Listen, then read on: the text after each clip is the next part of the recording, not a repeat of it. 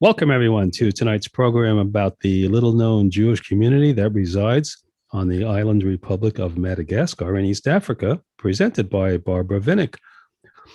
Barbara is a longtime member of the board of Kulanu that supports isolated, emerging, and returning Jewish communities from around the globe. She is a research associate at the Women's Study Research Center at Brandeis University. Her most recent book is Today I Am a Woman, Stories of Bat Mitzvah Around the World, published by Indiana University Press.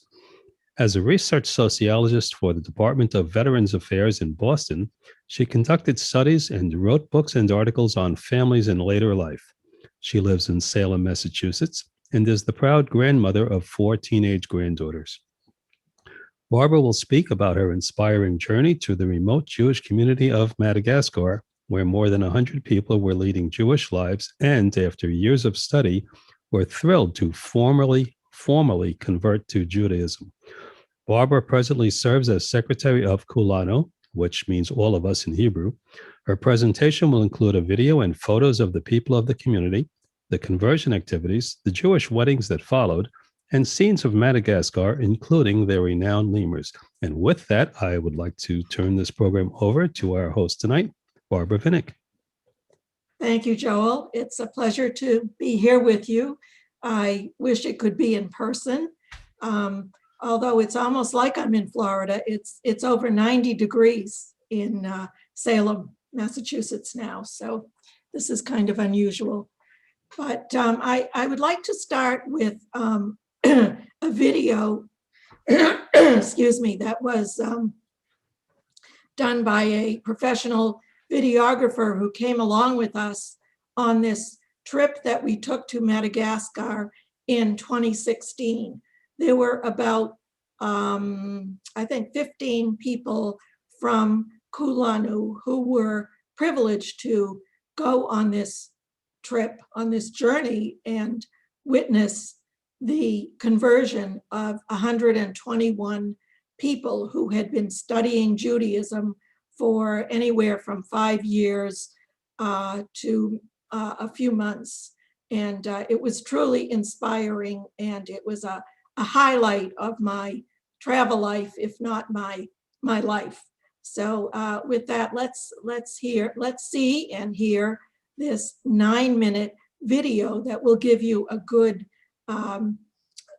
introduction to what went on during this wonderful few days.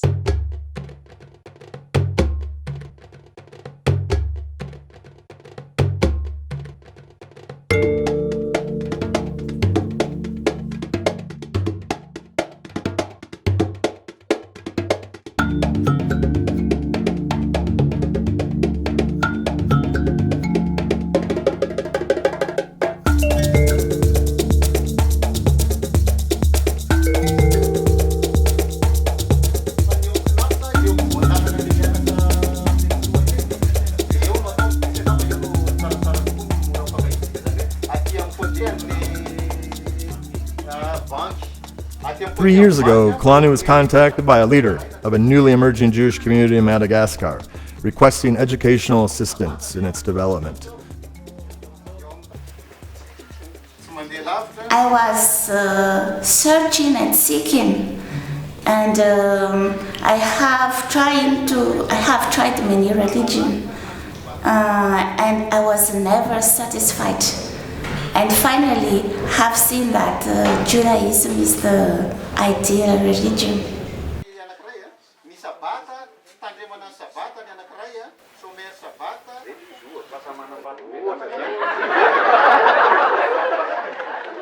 I am very excited for Kulanu because they are going to convert me, and that is my dream.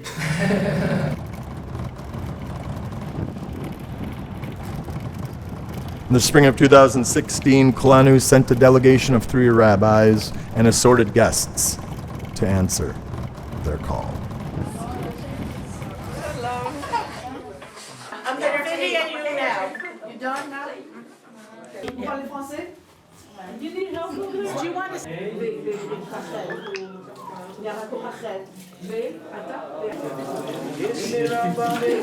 Qu'est-ce qu'ils ont tout raté les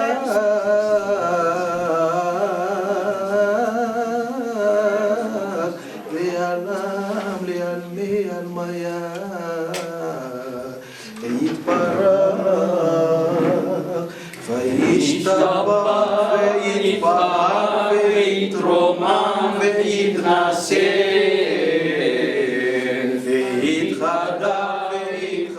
I want you to know that this work that we are doing here and this joy is part of a much bigger movement that's happening all over the world. Uganda, Zimbabwe, partout, all over Latin America, Brazil.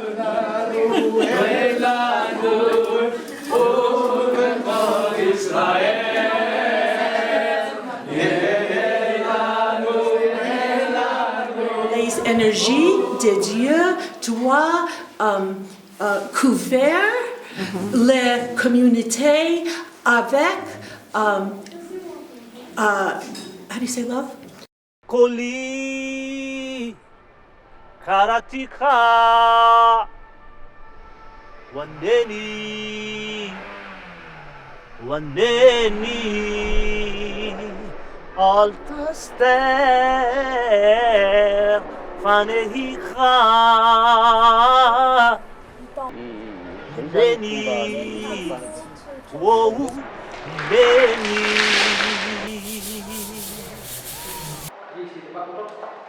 From my historical studies, I know that Judaism was a missionary religion.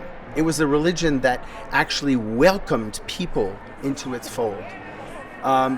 It was a missionary religion much longer than it has been a religion that basically tries to protect itself by restricting the inflow of converts. Now the floodgates are opening. There is no way to close them.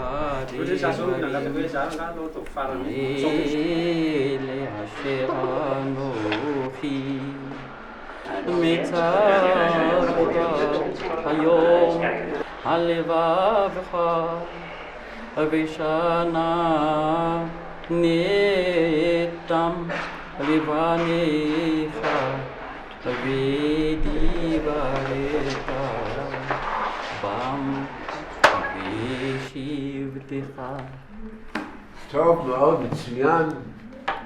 Bien. Very good. Very well. Okay, that's what we say. Okay, now. Hashem has given to be converted to Jews. Hashem loves him anyway.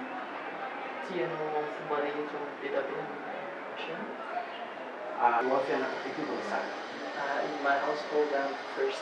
I want to go back. Before all that, before Sefer, before the books, before Tuvia, what was he practicing? Hashem loves every human being who's good. One doesn't have to be Jewish to be loved by God. Let's go back a little bit. Do you believe that that Jesus was the Son of God? Avant, quand j'en dans l'Adventiste, on pense que c'était Dieu, mais en mon... So she's saying he was a failed Messiah. Okay. Explain it to her. She would like to go through this so that she can learn. Do you freely accept all the obligations of the mitzvot of the Torah? I accept the mitzvot and the obligations of the law and the Torah of Moshe. Oui. Et tu veux être juif? Oui. Et tu veux faire ce que la Torah te demande? Oui. Ah, ok.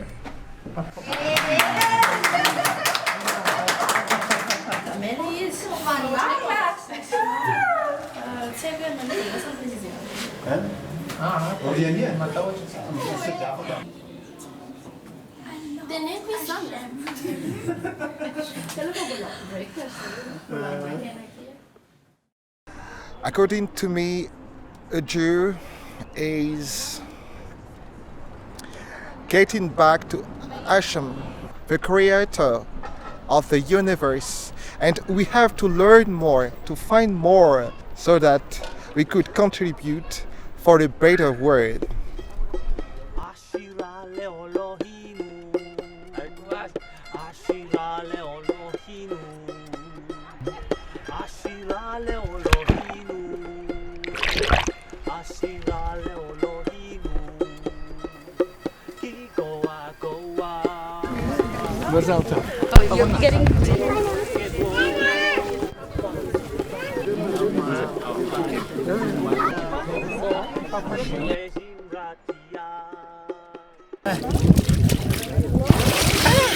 Okay, so I have two certificates. One for, Afadam and one for mikvah. That's right. That's Anything right. else should I get a certificate for? I'm going to write that you're the best mikvah lady I ever met.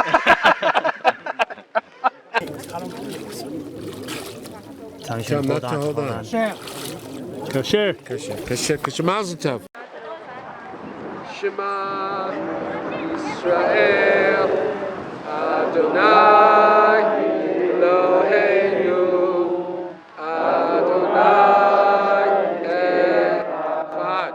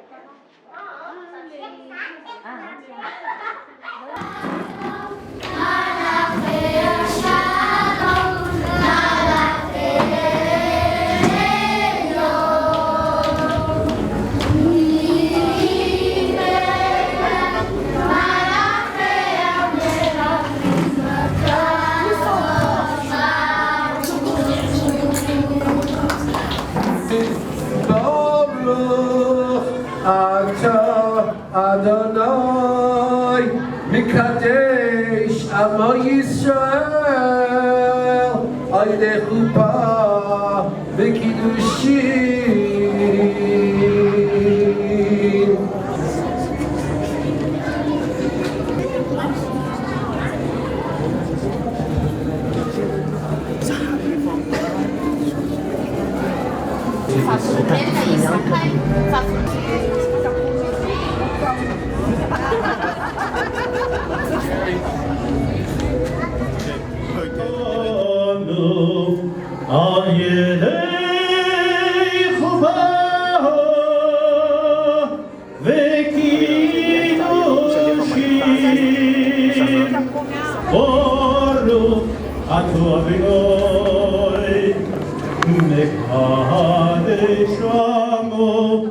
Yisrael al yedei chupa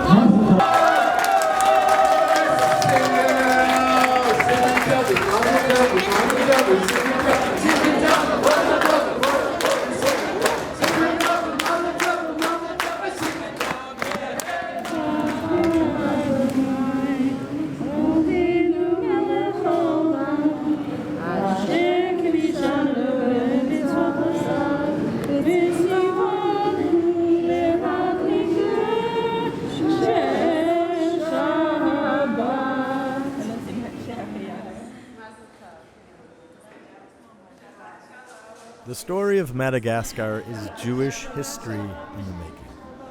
It is a trend we see happening all over the world. Join us in this historical movement to expand Jewish communities around the globe. Think. Kulanu.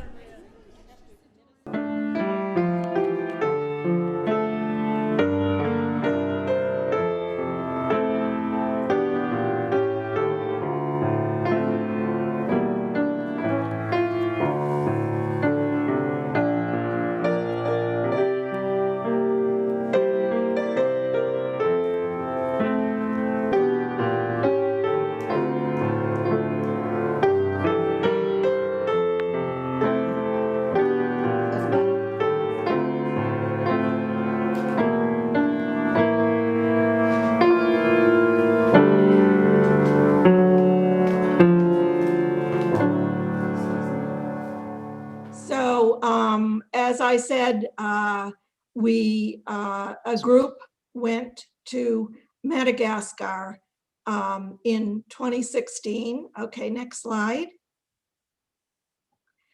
And you can see that Madagascar is an island off the southeast coast of Africa. It's actually the third largest island in the world.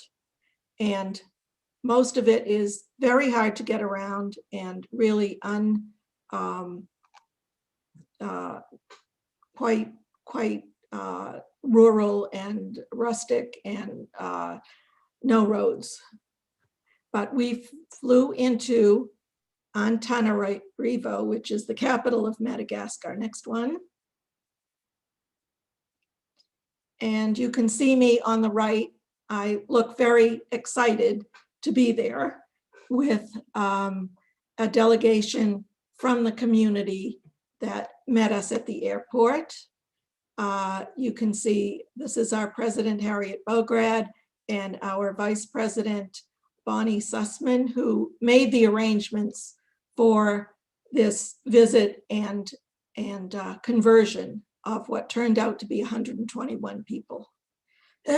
These are some of the leaders of the community. Okay, next slide. This is the view of the capital. When I give this talk in person, I always ask, does anybody know what the capital of Madagascar is? And no one ever does. It's Antananarivo, which is usually shortened to Tana.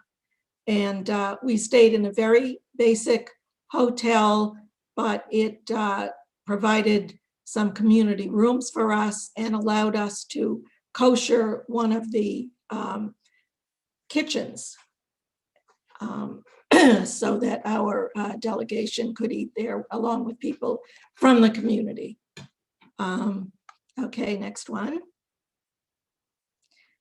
These are the leaders of the three very small congregations in Madagascar: Petuela, Ashray, and Tuvia. And as you can see, Tuvia has Payas and is the most orthodox, you could say. I always kind of make a little joke to say, you know, there are at the most 200 people in the community and 3 different congregations, so you know they're Jewish. Okay, next one. As I mentioned before, they had studied Judaism for a number of years, and they had learned mainly with rabbis through the internet. And this is Petuela, who is teaching a group of people. I think the next slide shows some people who are learning. Okay, next one. When we arrived, one of the rabbis who accompanied us met with a group of members of the community to plan the events of the time that we were there, including the conversions, the mikvah, and weddings that took place afterwards. And I'll be showing you some pictures of that. Okay, next one. This is at the hotel. We had a bet-in, a rabbinical court of 3 rabbis, 3 Orthodox rabbis, because that's what the community wanted, who accompanied us. They were all French speakers. Malagasy is their first language, and their second language is French. So this is Jean-Claude Klein from Philadelphia, now of Florida. Next one. And his wife, one of the rabbis. This is another one. This is Achia Deluya, who's the head of a yeshiva in Montreal. Next one. And Rabbi Newman from Staten Island, who has a beautiful singing voice. And it's too bad perhaps we'll be able to see the video that will show him singing during the wedding ceremony. Okay, next one. And this is Rabbi Jerry Sussman from Staten Island, who is the husband of Bonnie Sussman, our Kuleno vice president, and who did a yeoman's job of helping us with every aspect of this visit. Okay, next one. These are a few of the potential converts who are waiting to be questioned by the Bet Din. And there was nothing pro forma about it. For 2 days, they met with every person who wanted to convert, asking them questions and making sure that they were ready. And the men had symbolic circumcisions. They actually, everyone in all the males in Madagascar are circumcised. So it was just a question of a small thing that was done. Okay, next one. We also, we visited many of the people, the leaders, and I happened to visit at Petuela's house, and we presented them with some mezuzahs for their homes, and this is his wife who is putting up the mezuzah, and I don't know if you can tell, but it was a very, very poor household where the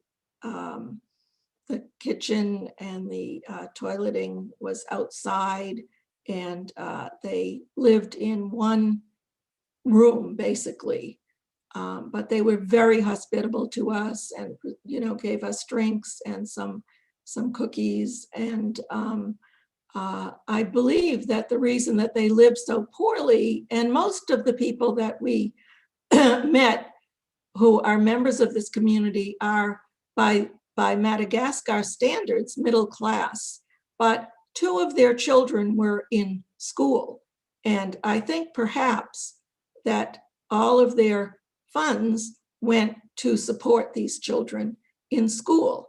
And the dad is a computer person, so he's not of the very poor group of people in Madagascar, which is among the 10 poorest countries of the world, according to the World Bank. But they didn't live very well, but had a wonderful, welcoming, warm presence. Okay, next one. We were worried, as part of conversion, people have to be submerged in the mikveh. Well, they didn't have a mikveh, so they used a running river about a half hour away from the city. And we were told that they had erected a structure with canvas and poles, and we were worried that it wouldn't be private enough, that the river would be too cold, that people would be standing in line too much, that there wouldn't be enough privacy. We had many worries, but actually the mikveh went without a hitch. Okay, next one. And here the men and women waited their turn separately. Here are the women waiting to go into the river. Okay. There was, they disrobed in that structure. They submerged 3 times under the watchful eyes of the rabbis who went with us, and then came out with their clothes on with gleaming happy faces as this little boy. Okay, next one. During our time there, we spent Shabbat. They had been able to arrange a room in a local school, and that's where we are now, with about 150 of the members of the community. And we were so thrilled and amazed that about their ability to read from the Torah and to pray in Hebrew. And this is one of the leaders, that's Tuvia, who is reading from the Torah beautifully. Okay, next. And the men and the women decided that they want to sit separately. It's up to the community what they want to do.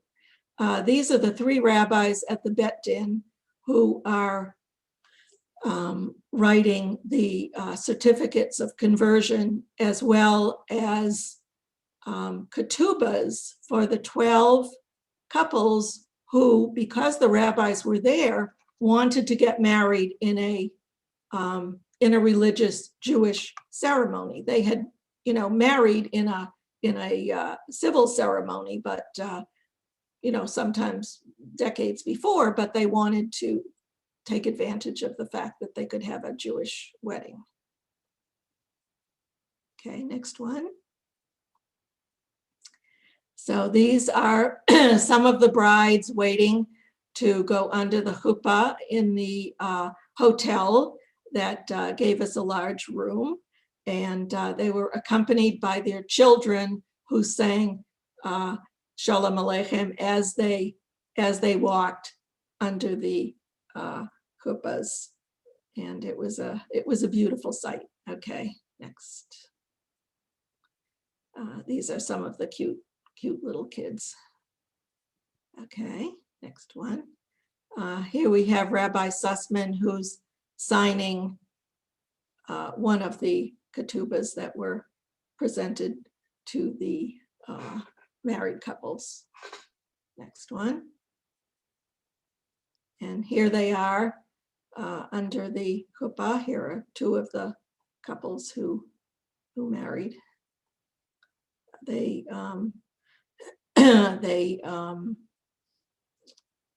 Okay, next one. And this is one of the rabbis who is singing the traditional Sheva Brachot, the 7 blessings. And he had a beautiful singing voice that's on the that's in the video. And here we see that instead of wine, we didn't have kosher wine, but here's some fruit punch that they used. And the grooms broke glasses at the end, and everybody sang Siman Tov and Mazel Tov and took pictures, and it was a very happy occasion. Okay, next. Here we see 4 of the brides with challah covers that we gave as a gift. The challah covers are made by a Jewish community in Kenya, who is one of our Kulanu partners, and they make these beautiful challah covers that we sell in our online boutique. And you can also see their ketubas. And I was very pleased and proud that this picture was accepted to for the permanent collection of the Diaspora Museum in Tel Aviv in Israel.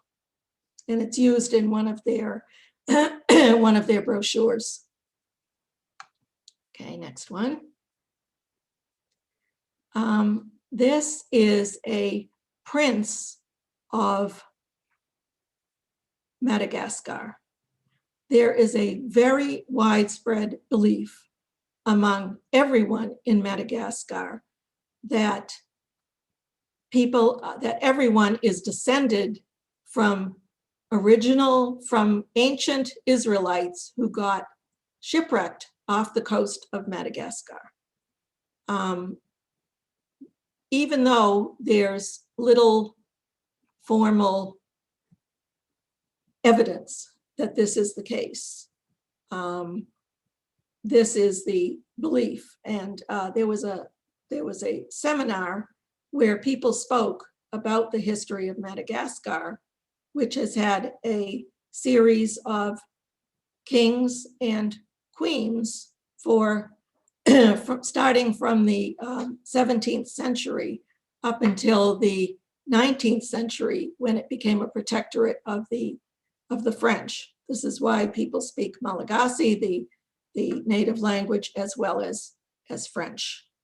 And in the video, this prince, whose name, they all have very long names, and I forget his name, but he played on his piano, he's playing Hatikva. Okay, next one.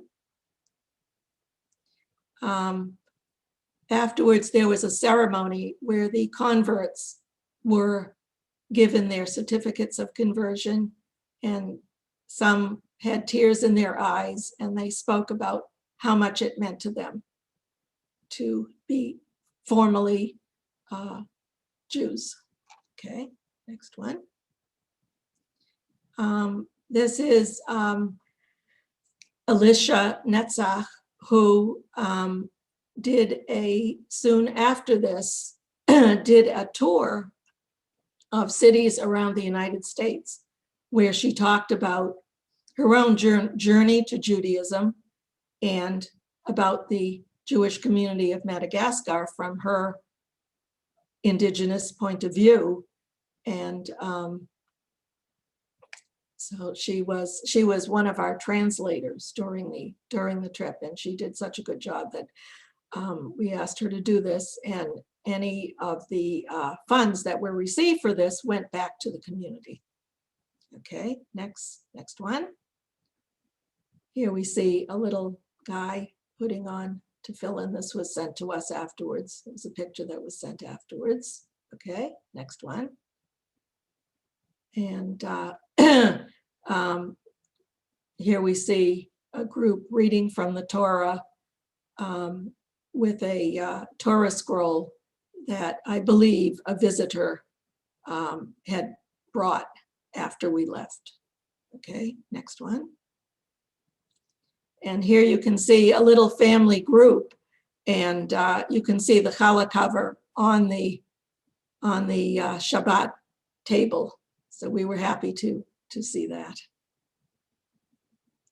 Okay, and Kulanu also, when it's needed and necessary, will provide books to Jewish communities, and these are some prayer books that were sent, and these are some of the leaders of the community, including Elisha and Ashrei and Petuela and his wife. Okay, next one. PJ Library, I don't know if you know PJ Library, but they provide Jewish content books, mainly in the United States, but they did send a group of 25, 30, 40 books to the children in Madagascar. And you can see how pleased this little boy is with the books that he got. Okay, next one. And this is a Hanukkah gathering at the home of Tuvia and some of his family members and friends. And this was also sent to us afterwards. Okay. So, the year after we left, we found out that a rabbi, a young rabbi, came from Belgium, a French-speaking rabbi from Belgium. He had lost his young wife who had died, and he wanted to get away and apparently go to the farthest reaches of the world. So he went to Madagascar, where he has gathered together people from these three different groups under one wing, so to speak. And there he met his wife, and they now have a young baby. Okay, next one. And then I thought maybe you'd just like to see some pictures of Madagascar. So these are pictures I took when I was there. Here we have a bustling marketplace, and our hotel is in the background there, and we looked out on this marketplace, and you could buy anything there that you could possibly want. Okay, next one. This is a picture of the countryside, which was this area seemed to be pretty lush and beautiful, but apparently it's being denuded. It's ecologically not in very good shape, and there are efforts to improve the quality of the ecostructure there. Okay, next one. Rice is a staple crop there. They eat rice with almost every meal. And these were people we encountered who were threshing rice by hand. Okay, next one. We went to a village, and this is grain that was out drying in the sun. And this is a woman who's putting it into bags. One of the local women. Okay. We went to a village that grows silkworms and makes things out of silk. This was in this woman's house, and she was showing us how she was weaving the silk. Okay, next one.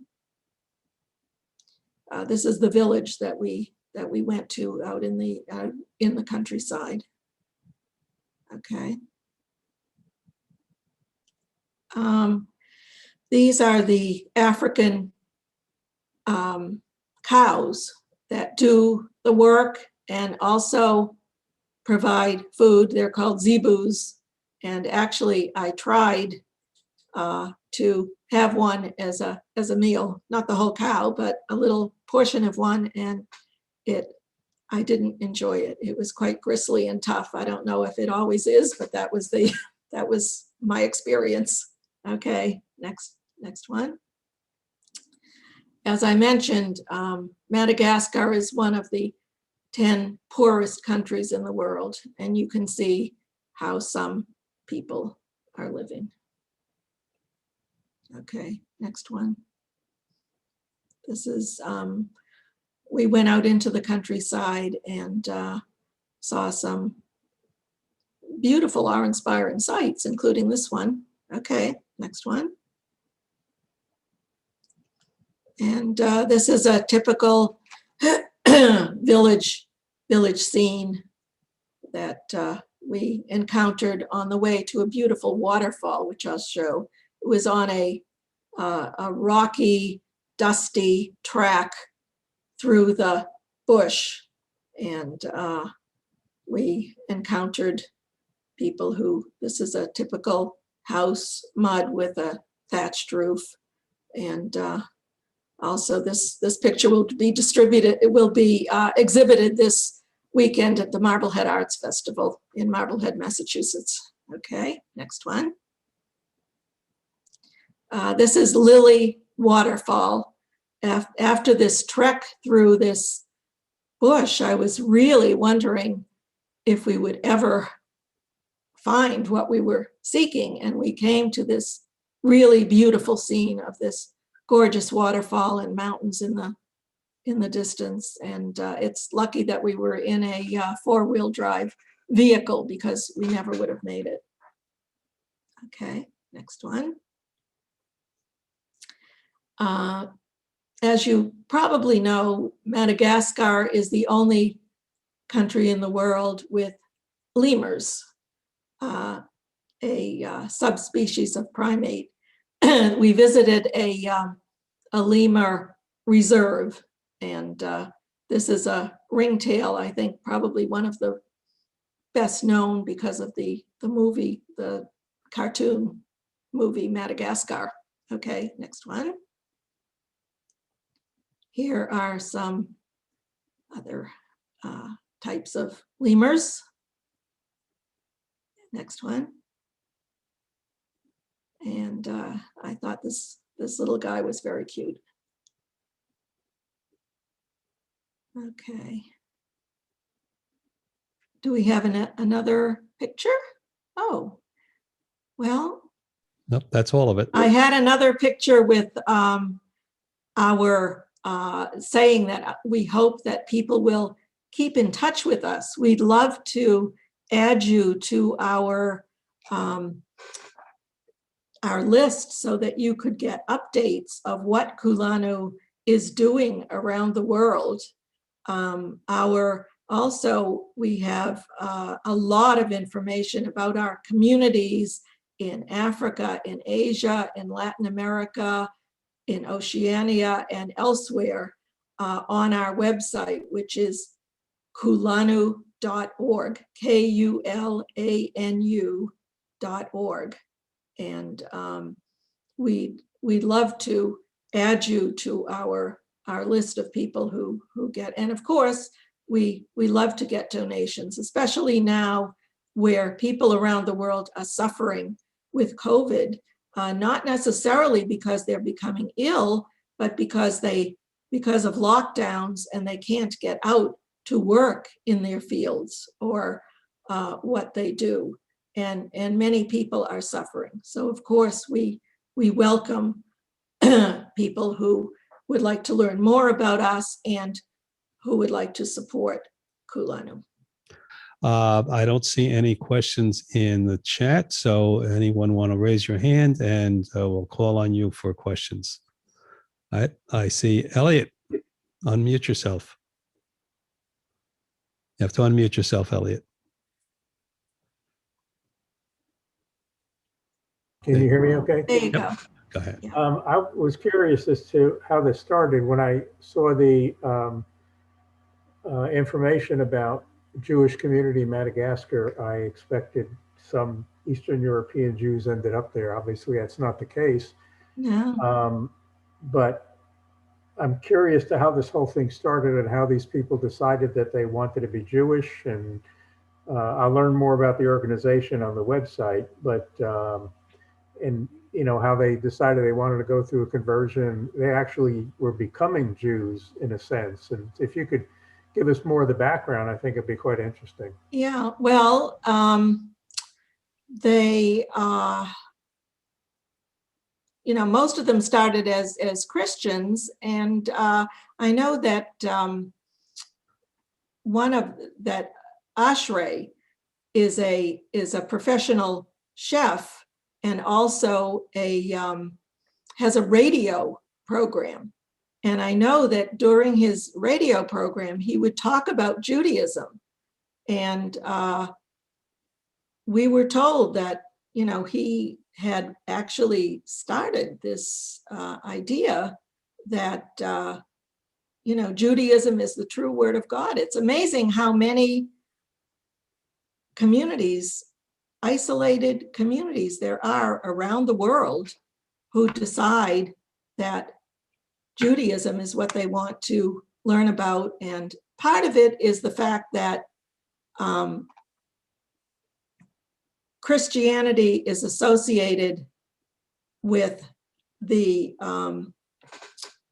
colonialism, and to them, to many people around the world, Judaism is an escape from colonialism. That it shows that it's a break with their colonial past. And these people apparently there had been travelers who had gone there who met them, who had come back to people in Kulanu and told them about this community and gave them information about how to get in touch.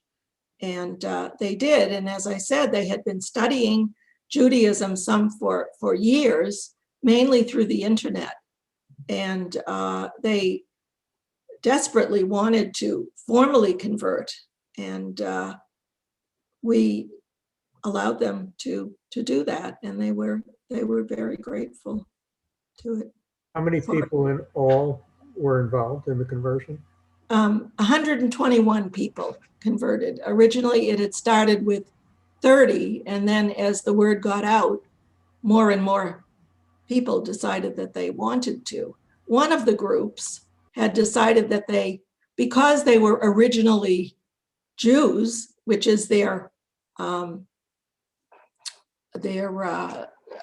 myth or their legend that's widely known, they didn't think they had to. They thought they already were Jews, but they decided that in order to be known to the rest of the world, that they should formally convert. And I mean, as the original idea of Judaism has been there for many decades, if not 100 years, because as I mentioned, there is this oral history that the people of Madagascar are descended from ancient Israelites. Barbara, I've got a message from you, from your former rabbi on Boston's North Shore, Rabbi Ed Weinsberg. Well, when I heard the name Ed Weinsberg, I was wondering if that was He asked me to send Rabbi Weinsberg. He asked me to pass along greetings to you and how much he was looking forward to your presentation. Right. Very good. So I do have a question from the chat, from Raz Bokov. What's the local feeling of the non-Jewish population to Jews? And if you know Israel? I'm sorry? I guess she means if you know what the reaction is in Israel too, but what's the local feeling of the non-Jewish population to the Jews of Madagascar? I think that first of all, there are so few of them in comparison to other groups that as far as I know, there have been no incidents of anti-Semitism in Madagascar. Actually, while we were there, you saw that picture of the marketplace. There was a church that was adjacent to it. So we decided to go in, and it turns out it was an evangelical church. And there was singing and dancing and people in sparkly dresses. And it was amazing to us. And the evangelicals have really made great inroads in Madagascar. And it was amazing to us after seeing this that anybody would actually want to be, Jewish after seeing this show that actually went on. But I think the community is growing now that the rabbi, what is his name? I can't think of it right now. The rabbi from Belgium has come, and I think that the community is doing well. They would like to build a synagogue. They've been meeting in homes, in people's houses, and they're trying to raise money for a real synagogue. Apparently, they have some land where they want to build it.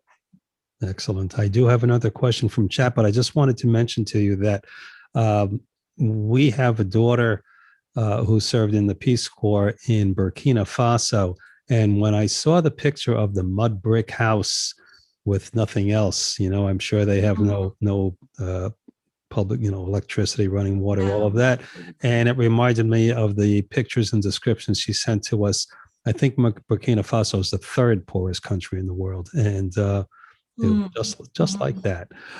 We do have another question. What is the thought about the Madagascar people and government towards Israel? Did you have any sense of what their attitude is towards Israel? I'm not sure about the government, how they feel about Israel, but I know that the people that we met, have a great feeling of oneness with Israel, and I don't think that they can ever make Aliyah, but they certainly have a wonderful, warm feeling towards Israel. I think maybe the question also is about the general population of Madagascar, what the general attitude is there. Towards Israel? Yeah.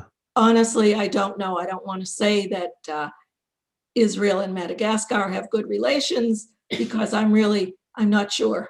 Okay, I clear. don't know. Fair enough. Does anyone else want to raise a hand? Okay, Howard Barris, unmute yourself. Yeah, is anything being done to improve the economic conditions there, especially for the Jewish community?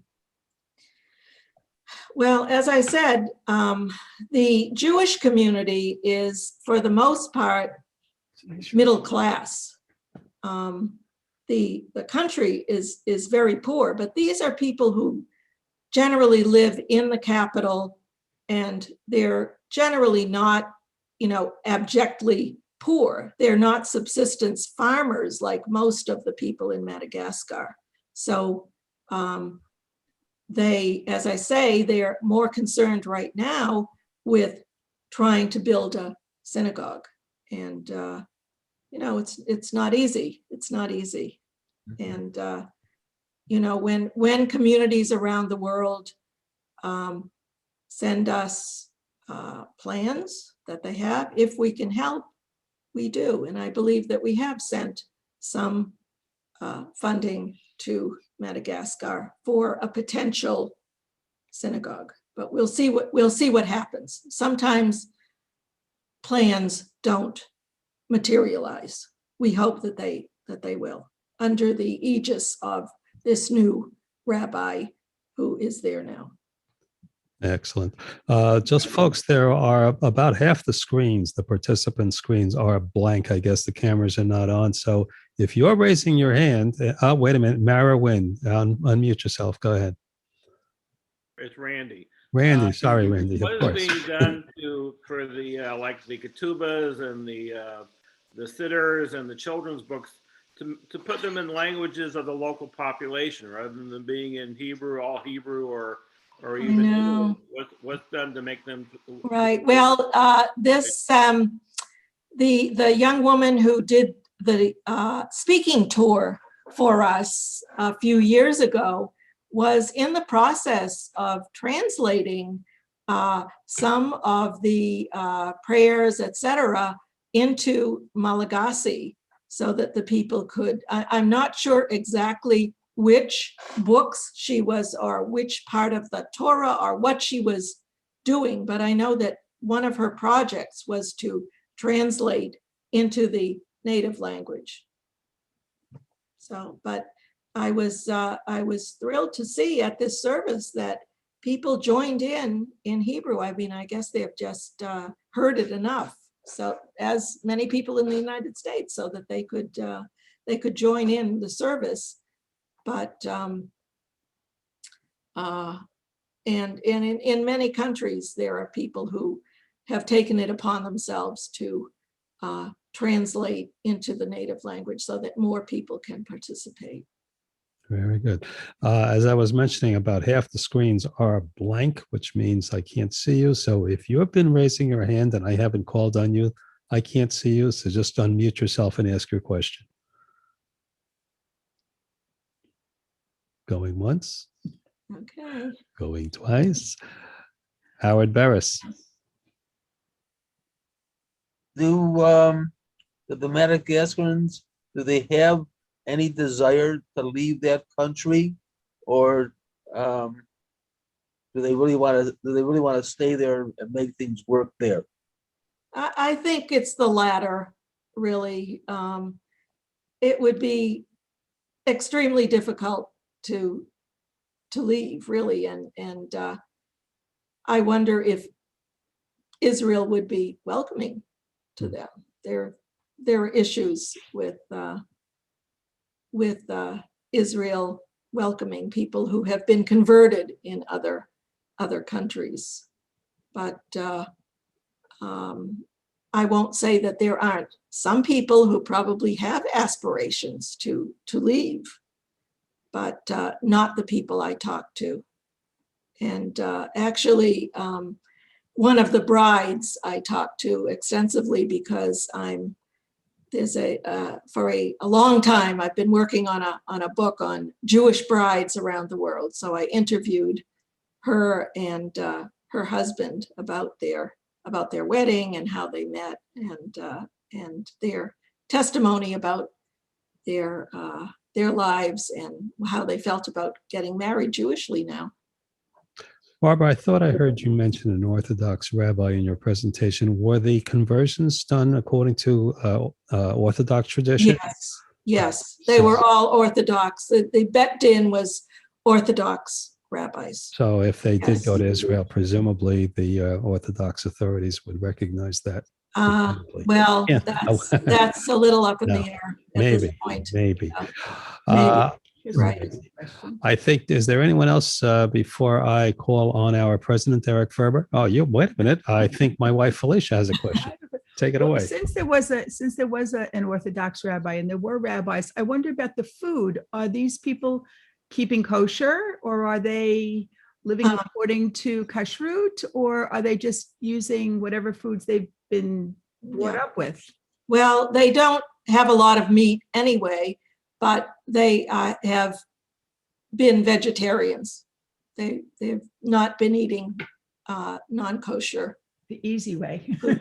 Yeah. That makes it easy. Right. I'd like to call on our president, Eric Ferber. I believe you have a few words to say. Thank you, Joel. Well, Barbara, on behalf of all of us, I'd like to thank you for an extremely interesting presentation. As a fellow African, I found this really enlightening because the Jews of South Africa know nothing about the Jews of Madagascar. And so you really opened a whole new world. And in fact, kudos to Al Tridell because in getting Kulanu involved, because we've now heard about the Jews from Uganda and elsewhere. So this really dovetails in very nicely as we hear about Jews throughout the world.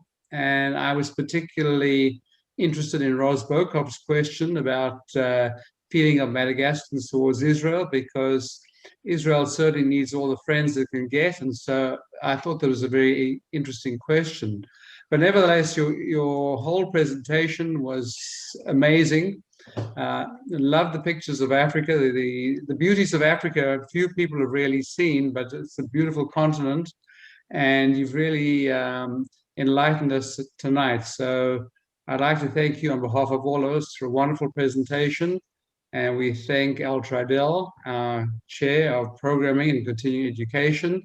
And as always, thank Joel Servitz for his help, because these staying connected presentations certainly keep us engaged and keep us knowledgeable about many topics. So thanks again, Barbara.